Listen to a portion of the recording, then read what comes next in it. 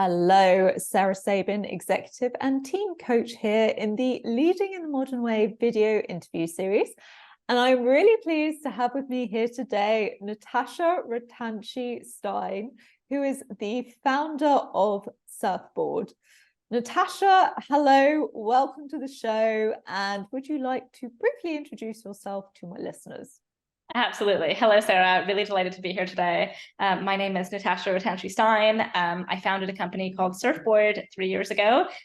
We provide simpler, smarter, and fairer workforce management and scheduling software for customer support teams. I'm Canadian, originally moved to London 14 years ago.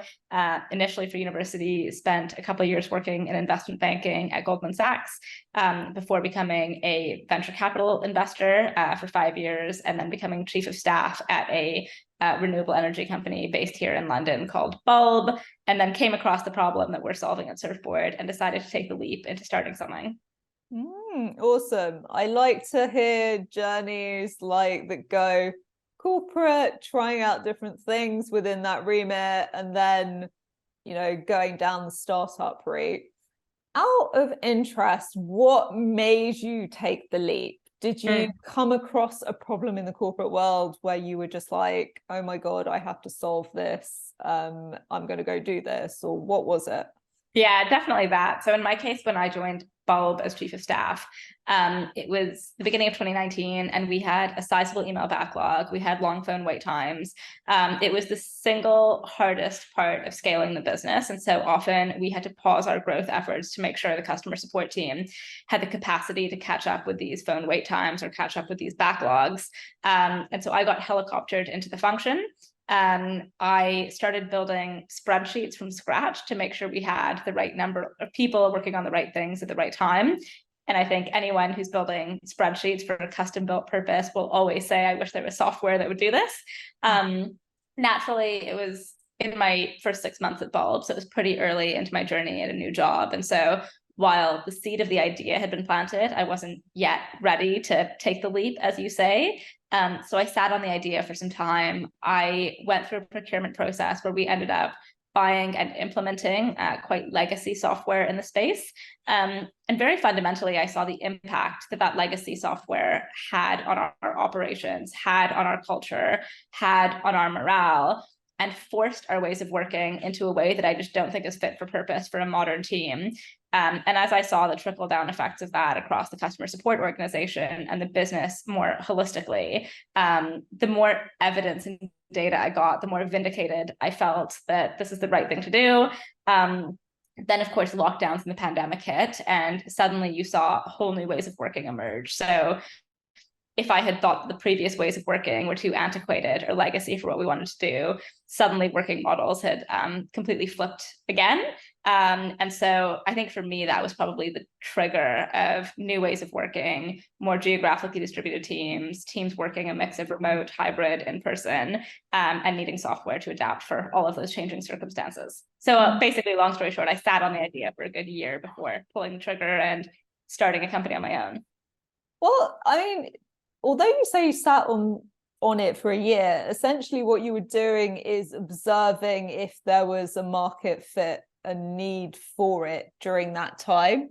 And whilst obviously being an entrepreneur is about taking action and just going for it before things are perfect, it is actually important to establish whether the market wants what you offer. And in that time, you can be refining what that could potentially look like, as well as sort of gathering together, thinking, who could be my first customers here? Absolutely. I guess that's another good point, is that as we were embarking on this challenge, at the company that I was at, we spent a lot of time speaking to other companies, understanding how they were grappling with the same problem. And time again, I think we probably spoke to over a dozen other companies that were scale-ups or even government entities. We realized that they were experiencing the same problems. They were using the same set of legacy software or spreadsheets. And so it wasn't just n equals 1, it was n equals at least 12, that, as you say, validated there was a problem in the market that needed addressing. So go back to the inception of the business 3 years ago. you started or you pressed go. What were some of the significant challenges that you faced at that stage in growing to where you are now, and how did you overcome those? Yeah, definitely. I mean, I think the single biggest challenge was that I started the company with an idea as a solo founder without technical skills, embarking on building a highly technical, complex software product. And so I had an idea, I had market research, and so really had to solve this dependency of needing a technical team, needing a product, and needing funding. I think what was quite advantageous was that pretty quickly after inception, I was able to raise a pre-seed round, which enabled me to hire a team to build out a product.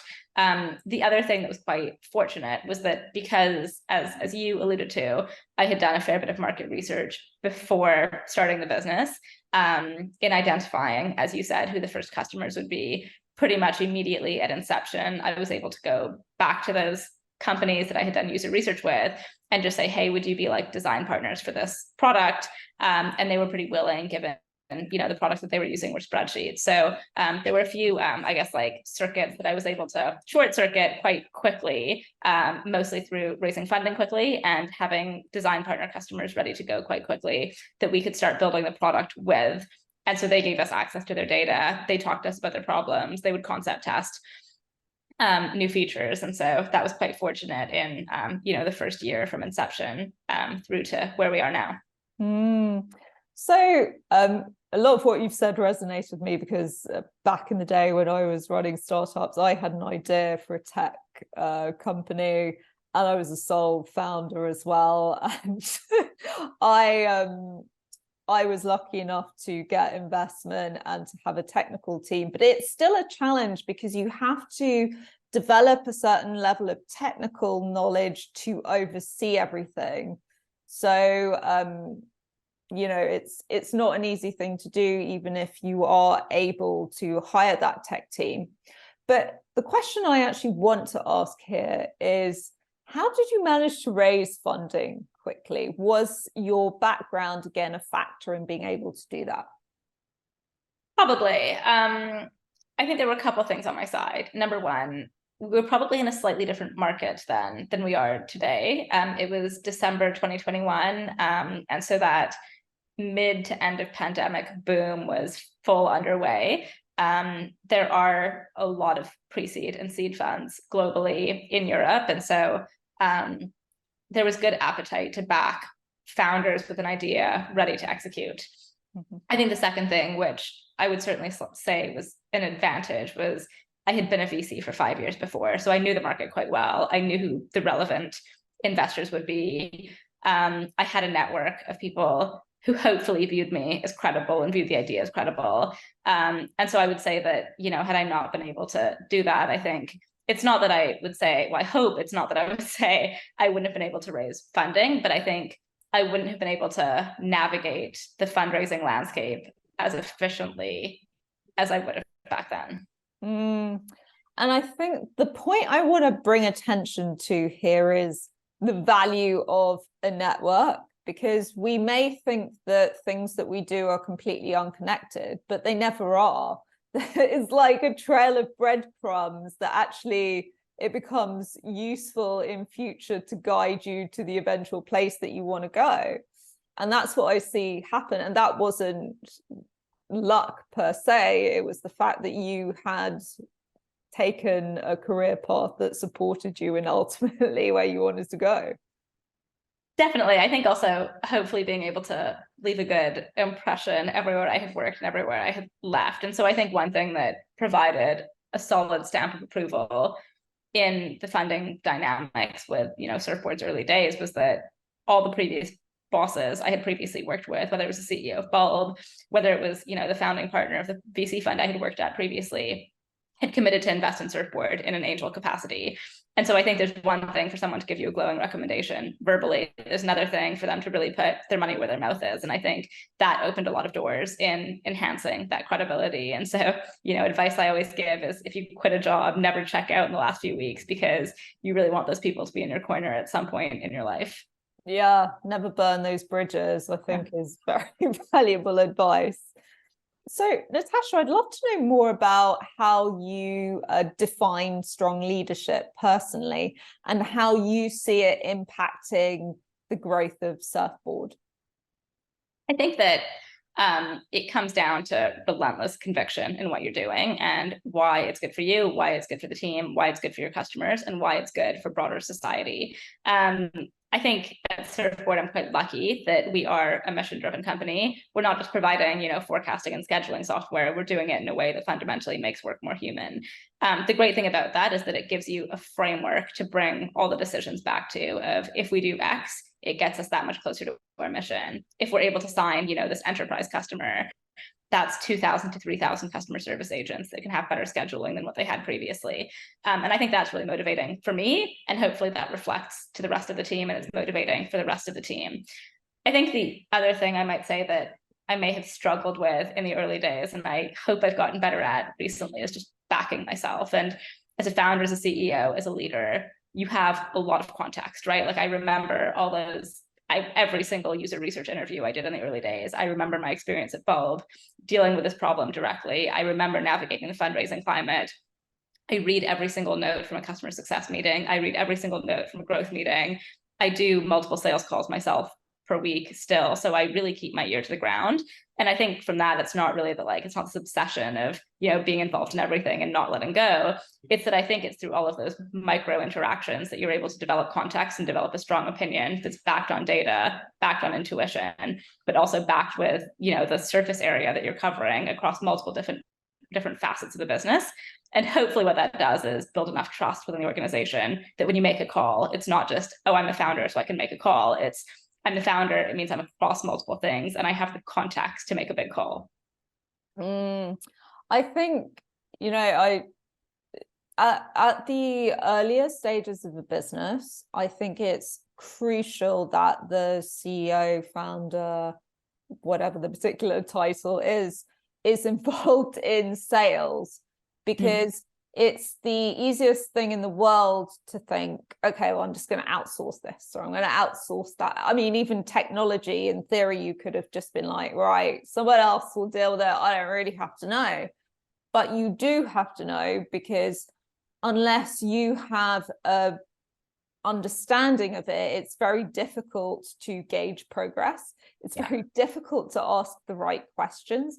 It's really difficult to set systems and processes in place that allow you to scale, because you are relying on everyone else to have the knowledge instead of you, and sort of outsourcing that. Now, I want to differentiate that from micromanagement, where you literally, where you literally try and do every single thing yourself. But there is an incentive to know basically what's going on in the different departments within the company. And I think that's a distinction sometimes that people miss, because it can sound like it's like, oh, I need to be involved in everything and control everything. But I think the why behind it is important. I completely agree. I think it's also encouraging the pursuit of radical simplification. If I look at the first year and a half at Surfboard, one thing I was really insecure about is my ability to grasp technical concepts. So I think I was quite guilty of what you just described, just saying, okay, somebody else knows what they're doing, they can handle it.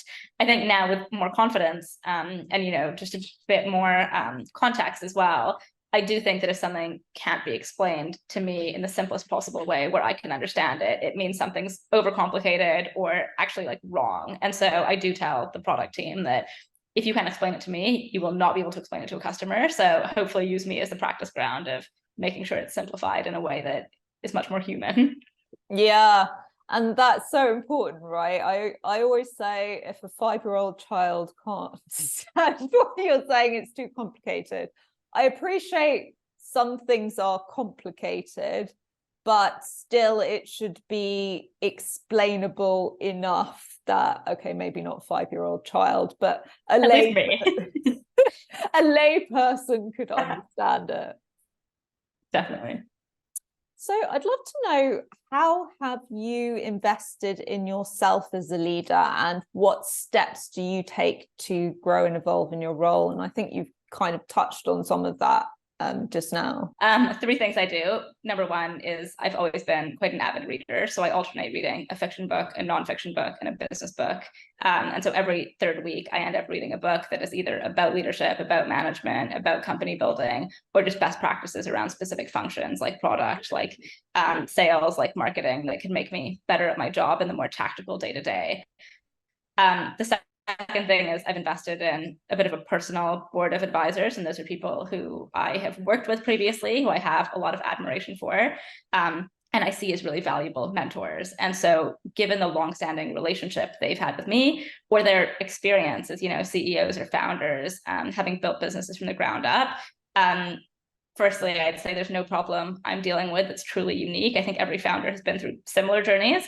And second of all, I think with their context of having known me for long periods of time, they're able to provide checks and balances on how I can correct my behavior, how I can correct processes to introduce better standardization, or better policies to get what is in my brain and I might complain about, or I might get irritated by, out into the ethos and the culture and the values of the company.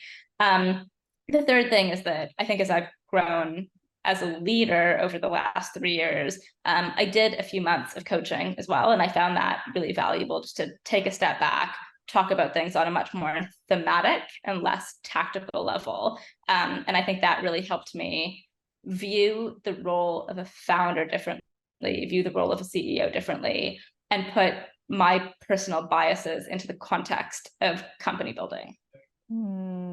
So really good points there. And,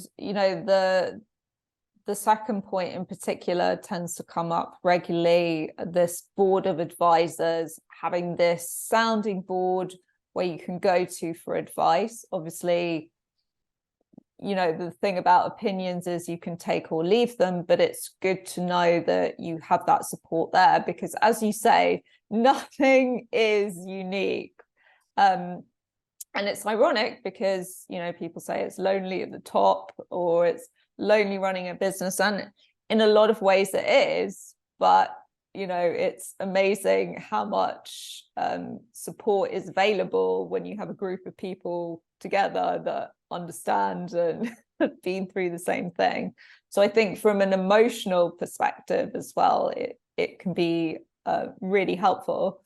And then obviously the coaching part as well, we all tend to forget things when we're in the heat of the moment. And, having a coach to bring out, your own insights that help you to deal with things is very helpful for a lot of people as well. So thank you for those I'd say points. I agree with the analogy that founders need to think of themselves like high-performing athletes. You're always training, you're always experiencing new things. And so I think too often we don't invest enough in ourselves in the same way high-performing athletes would. But as I say it out loud, it's a stark reminder of how important it is. Yeah, I mean, it's true. It is a form of athletics. It's like entrepreneurship is. It's got the resilience, the discipline, the school of hard knocks. It's got it all. It's just in the sports world, it's been something that's been talked about for decades and eons, and it's sort of the business world, I think, is there, but it's sort of catching up and a bit behind it. So last question, Natasha. If you could go back in time and give one piece of advice to your 20-year-old self, what would that be? That is a hard question. The reason it's a hard question is I wouldn't go back and do anything differently. But if I could go back to my 20-year-old self, I think there would be habits that I would want to instill much earlier to ensure discipline today. And I think you just said it with, the high-performing athlete and how that factors into founder life. And I think it's a quote that I really like, which is forget inspiration, habit is more dependable. And I find in this role of being a founder, it's really hard to have discipline in your personal life. And if you didn't have discipline before, when you become a founder, suddenly everything gets thrown out the window. And so I think it was when I was raising our seed round in August, September last year that I was just working around the clock. I didn't have time to, spend time with my husband. I didn't have time to do anything for myself. My skin was getting really bad. Like everything just felt like it was out of control. And that's when I just decided, like every day between 7 and 8 p.m., I'll just go swimming, and I'll have that hour where, because I'm in a pool, I don't have my phone, I can't really speak to anybody. I'm just in my own world, and I'm getting exercise and hopefully getting some life balance for it. I think it took a lot to get me to that stage. And if I look at my parents, like they're entrepreneurs, they're in their 60s, and I look at their lives, and I don't think they've ever really instilled discipline in it. And I think it's because they didn't do it when they were 20, as you say. And so I think, your university years, your post-university years are the time to make sure that you create those foundations so that you can keep building on them.